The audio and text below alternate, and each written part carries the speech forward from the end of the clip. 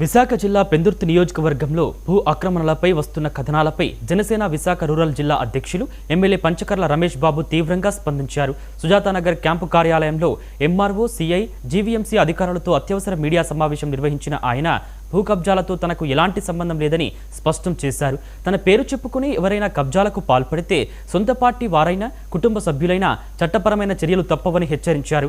అలాగే కార్మిక్ నగర్ చెరువు కబ్జా, ఎన్ఆర్ఐ భూముల వివాదంపై స్వయంగా పర్యటించి తక్షణ చర్యలు తీసుకుంటామని ఎమ్మెల్యే స్పష్టం చేశారు.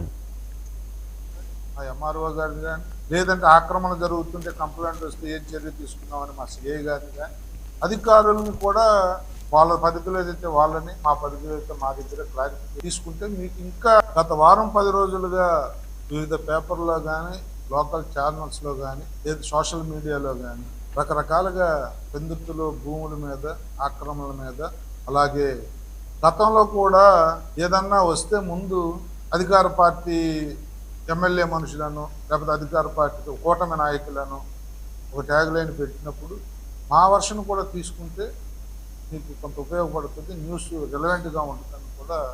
లేదు అధికారులు తప్పు చేస్తున్నారన్నప్పుడు మా టౌన్ ప్లానింగ్ ఏసీపీ గారిని కానీ మా ఎంఆర్ఓ గారిని కానీ లేదంటే ఆక్రమణ జరుగుతుంటే కంప్లైంట్ వస్తే ఏం చర్య తీసుకున్నామని మా సిఐ గారిని కానీ అధికారులను కూడా వాళ్ళ పరిధిలో ఏదైతే వాళ్ళని, మా పరిధిలో అయితే మా దగ్గర క్లారిఫికేషన్ తీసుకుంటే మీకు ఇంకా మంచి న్యూస్ వస్తుందని చెప్పి గతంలో కూడా మేము బాధాకరమైన విషయాలు ఏంటి అంటే మాకు సంబంధం లేని విషయాలు కూడా మమ్మల్ని ట్యాగ్ చేసేది.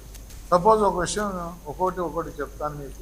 3 రోజుల క్రితం మీ మీడియా గ్రూపుల్లో చాటింగ్ ఏదైతే వేపకుంట జుత్తాడ రోడ్లో టీడీఆర్లు ఉన్నాయో 200 కోట్ల కుంభకోణం జరిగిపోయిందని, ఎవరెవరి పేర్లు ఇన్వాల్వ్ చేశారని, ఎమ్మెల్యే గారు మనుషులు ఎమ్మెల్యే గారు ఇన్వాల్వ్ అయిపోయారని అన్ని బినామీ పేర్లు పెట్టేశారు. గత వారం 10 రోజులుగా వివిధ పేపర్లో కానీ లోకల్ ఛానల్స్లో కానీ లేదా సోషల్ మీడియాలో కానీ రకరకాలుగా పెందుర్తిలో భూముల మీద, ఆక్రమణల మీద, అలాగే గతంలో కూడా ఏదన్నా వస్తే ముందు అధికార పార్టీ ఎమ్మెల్యే మనుషులను లేకపోతే అధికార పార్టీ కూటమి నాయకులను ఒక ట్యాగ్ లైన్ పెట్టినప్పుడు మా వర్షన్ కూడా తీసుకుంటే మీకు కొంత ఉపయోగపడుతుంది, న్యూస్ రిలవెంట్గా ఉంటుందని కూడా.